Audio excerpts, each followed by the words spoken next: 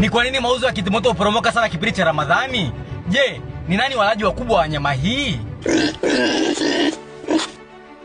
Kipindi cha Ramadhani mauzo ya kitimoto hushuka sana. Sio kwa sababu walaji wake wamepungua, bali kwa sababu katika jamii zetu Waislamu wengi hufunga mchana kutwa wakijizuia na chakula chochote, si kitimoto tu. Na hata jioni Waislamu hawali kitimoto kabisa kutokana na imani yao. Sasa kwa nini mauzo yashuke? Huyu ni Smart Pro, muuzaji wa simu original za iPhone na Samsung. Anafanya top up na mikono anatuma kwa uaminifu. Na huyu ni mfanyakazi wake ambaye ni Mkristo. Mimi ni Mkristo, lakini mwezi mtukufu wa Ramadhani situmii kitimoto kwa sababu una wateja mbalimbali, hivyo naweza nikatumia nikamkosa mteja na nikampoteza. Hii inatufundisha nini? Licha ya tofauti zetu za dini na tamaduni, sisi bado ni Watanzania ambao tunajivunia heshima na mshikamano tunaopeana. Kila dini inapaswa kuheshimiwa na wala haipaswi kuwa chanzo cha vita baina yetu. Mimi nasemaga, Ramadhani ni moja ya sehemu ya kuonyesha upendo na umoja unaotuunganisha sisi kama Watanzania bila kujali tofauti ya dini zetu.